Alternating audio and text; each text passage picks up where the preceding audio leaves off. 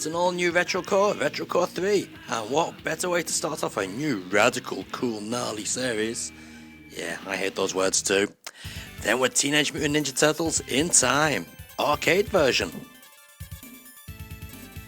Okay, so you kick off the game by selecting what turtle you want to go, unless you're playing the 4-player arcade version that is, in which case you go the turtle that's assigned to your joystick. This is actually the 2-player version, so you do get to choose what turtle you want to be. Did he just call him Krang then? That's Shredder. And quite an unusual event for the Retro Core video. It's a 2-player game. Yep, I'm playing 2 players with my 4-year-old son. Believe it or not. He's, which ones? Well, I'm Michelangelo, the one with the nunchucks, and he's, I can't remember the name now. Donatello? I don't know, but he's got the stick. For a 4-year-old, he really does play Turtles very good. Mind you, he does play it every weekend. And for anyone who says I'm melting my kid's brain, he only plays it for 1 hour. 1 hour gaming a week doesn't hurt anybody. He does love his turtles though. So pretty much like any walk along beat 'em up, you just walk along and beat the crap out of the enemies.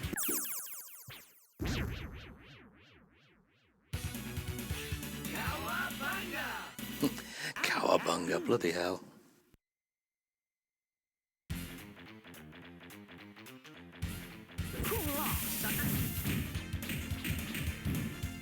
Now, many people may think that a walk-along scrolling beat-em-up is boring, and to be fair, a lot of them are boring. What makes a good walk-along beat-em-up is a good theme tune, or a good background music selection, fast-paced action, and some good moves. And Teenage Mutant Ninja Turtles seems to have all of these features. As you can hear, the music's great, upbeat, nice, lovely characters, graphics look good, especially for the time. And the game moves at a fairly decent pace. But how about moves? Well, you do have your standard punch, you also have a kick, and you do have back attacks as well. Plus you got the combination of jumping and coming down with some sort of a floating attack, and you also have the special move by holding a punch and kick together. So as far as moves go, Tails has certainly got it sorted. Plus you can throw people into the screen. Very nice. But one thing what you do like about Turtles is they have added a bit of variety to levels with these, I was going to say surfboard levels, but more like, I don't know what they are. But they do add a bit of variety. So anyway, we're in the sewers, and Shredder, or Krang as he was called before, is a bit pissed, and he banishes you back in time. And this is where the game really kicks in. So the first place we go to is the prehistoric age. Now in the Super Famicom and Super Nintendo version of this game, the end of level boss for the stage was different. He was a robotic turtle, which I don't remember the name of now. Raz or Raze or something, I really don't remember. But on this version, it's the Mudman or Cement Man. I wonder why they changed him.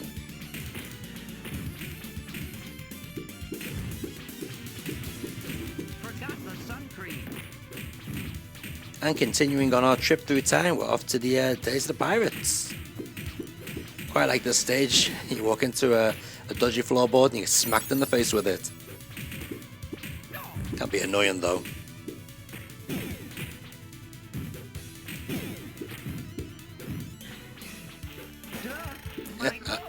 Yeah.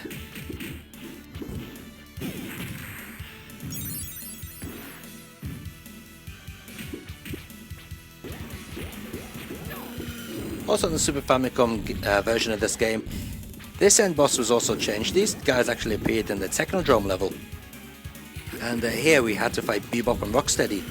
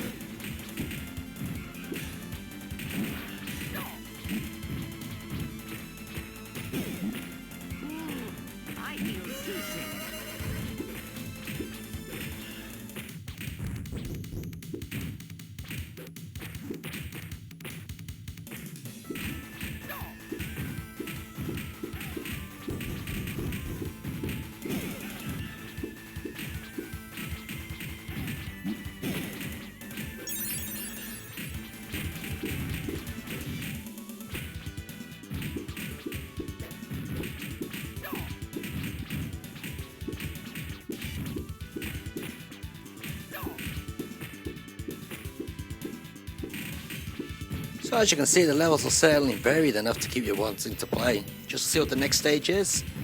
As you can guess, we're in the future now, where we get to fight Future Krang, or Super Krang, whatever it is called.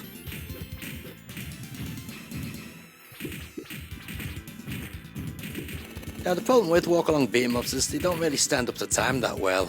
You know, in a Final Fight, that's a great game. But, you know, it is looking a little bit old. But, you know, it's still a good game, but a lot of 2D beat-em-ups these days are just pretty sad and, well, dull to play. Luckily though, Teenage Mutant Ninja Turtles in Time has actually stood up to time quite well. No pun intended on the name. It still plays really, really well.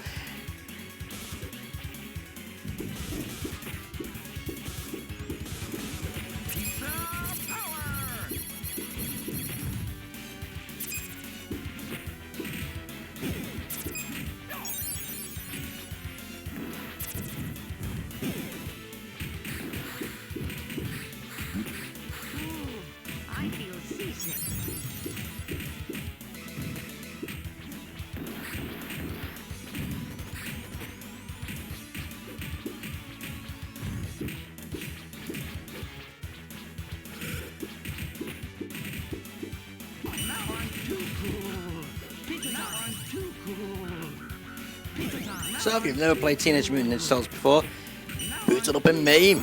Or if you're lucky enough, get the arcade PCB board. You won't be disappointed, I'll tell you that. If you got a couple of friends, get a 4-player game going, even better.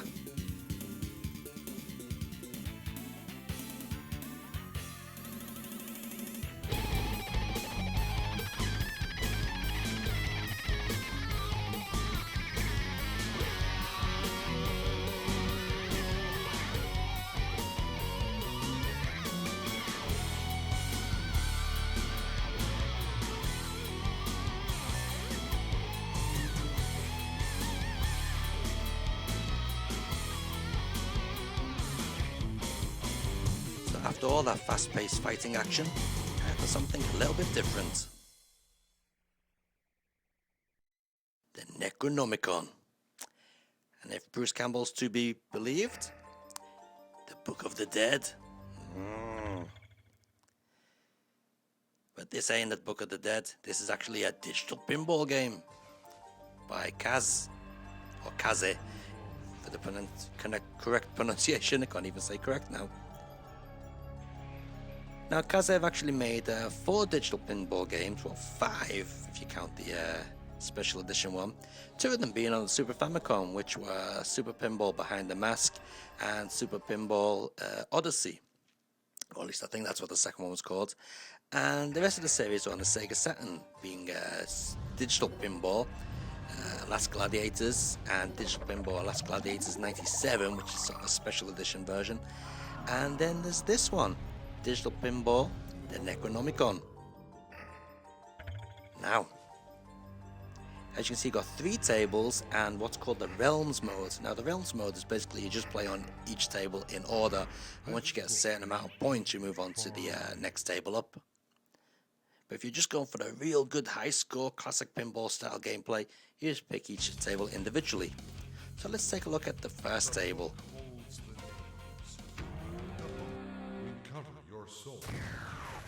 Now straight away you're probably thinking, Jesus man, that looks bloody awful.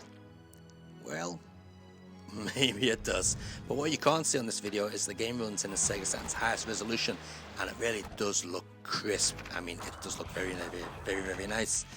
And best of all, once you get a couple of multi-balls going, there's no slowdown whatsoever. Just watch this now. Ignore how bad my pinball skills are though.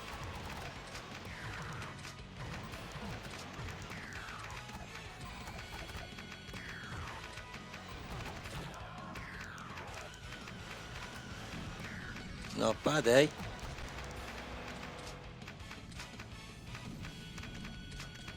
And of course, the more you play through the stages, or the more you play through the ball, through the table, I should say, the more things get lit up, the more special features you open up, and the more exciting it becomes. But one of the major plus points about the digital pinball series, even on the Super Famicom games, are the ball physics. Kase have really done a fantastic job of getting the physics of the ball down to a T. I mean, the ball actually does behave as you'd expect it to. Now, while it may not be 100% perfect, it was certainly the most perfect thing at the time. In fact, even now, you'd be hard pressed to fault the ball physics on this game. You wouldn't be hard pressed to fault my gameplay though. Jesus, I'm really shit at this today. I'm usually quite good at this game as well. Mind you, I am playing it through the video capture screen on the PC, so there's a slight lag in there.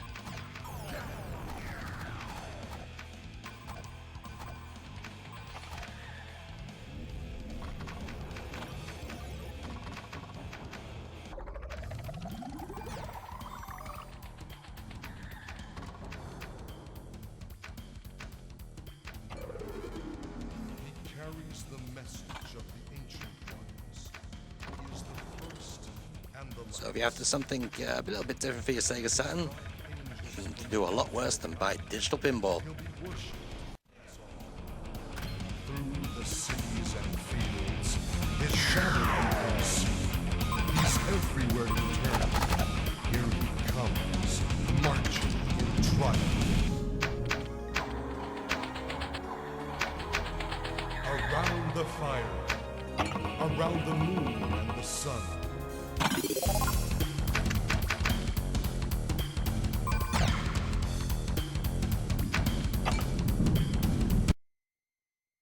One of my favourites from back in the day, this is Twinkle Tail. Our young witch has to go and save her long lost land.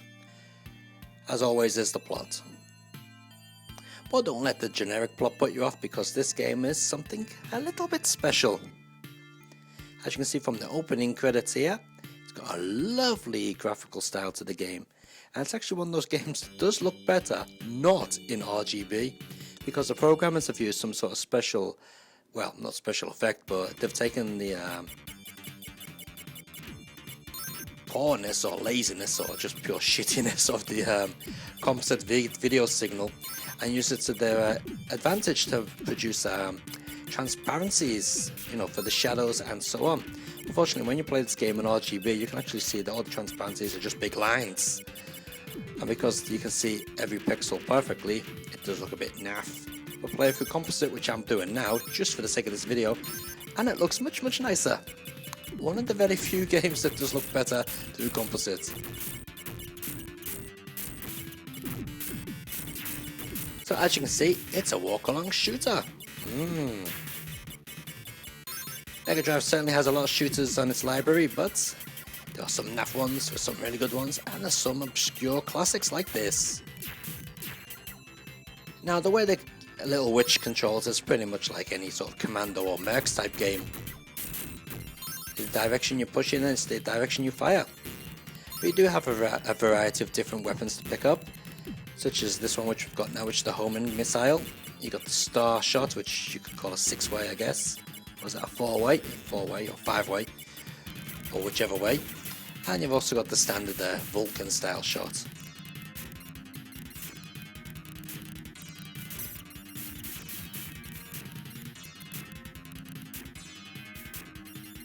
As well as having various different shots, you also have different magics which you can pick up within the game. Ranging from a nice sort of smart bomb to a lovely fire-breathing dragon that shoots up the screen and destroys everything in its path. There's a smart bomb just gone off. You can also pick up different potions throughout the game which replenish your life, which come in very handy. And taking a leaf out of some of the shooters, when you get hit, you actually lose 1 power off your main weapon. So you may power up your weapon until it's full power. I think it's up to 3 power-ups. And every time you get hit, it goes down to the previous weakest point. Which can be annoying, but certainly does add quite a lot to the gameplay.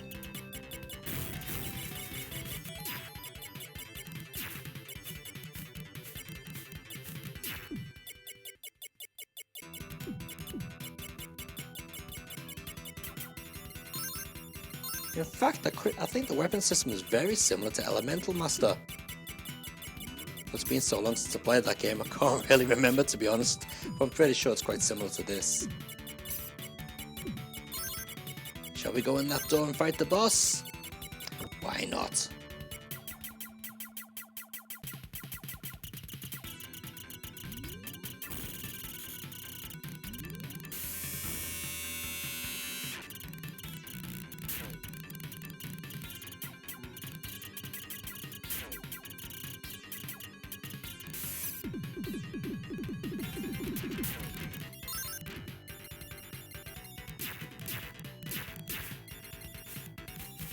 Now you got to be very careful on this stage.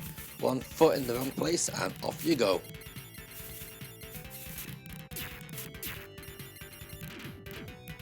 Mind you, you don't lose a life when you do fall off the let's say mountain or cliff, but more like a floating platform. You don't use a full life, you only lose a segment of life, so it's not such a bad disaster if you do fall off.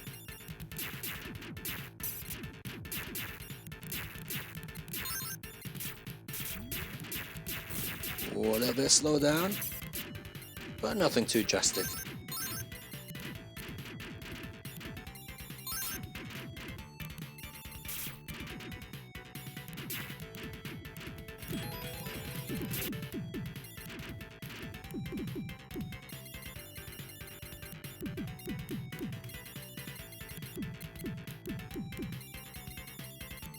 Now, unfortunately, Twinkle Tail is one of those cult classics in Japan, so if you ever do find it, you're going to be paying quite a pretty penny for it. But if you do manage to find it, I would seriously recommend picking it up because it is one of those classic little gems of a game that you used to get from Japanese consoles. Not so much these days, but back then.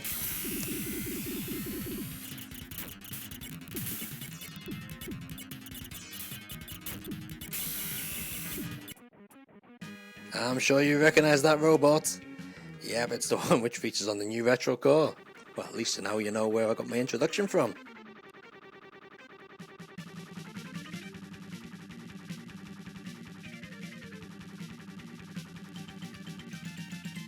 So known as Imperium in the West, this is one of the few shooters that actually got a Western release. But is it any good? Well, most Super Nintendo or Super Famicom shooters are a bit on the shitty side. Not all of them, there's some really good ones, but you know, there's more crappy ones than good ones out there. Unfortunately, this doesn't fall into the super great shoot 'em up category.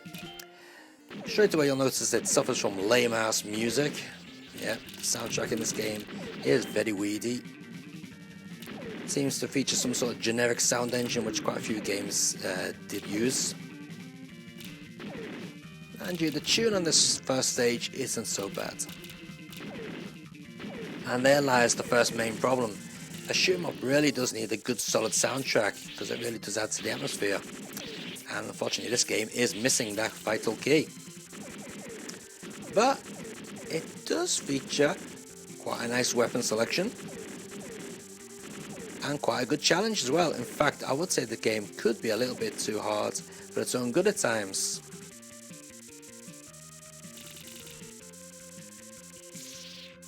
Overall though, I can't see any real outstanding features that this game may have. To me it's just a generic plod along shooter. Mind you, this background does look quite nice.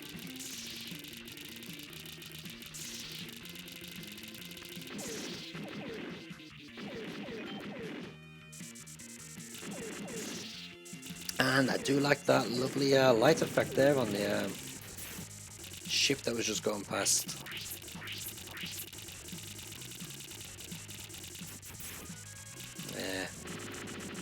Lack of imagination on that boss. Not much animation going on. Oh, and he's dead anyway.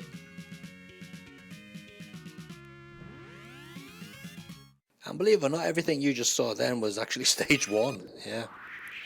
The stages do drag on for quite some while.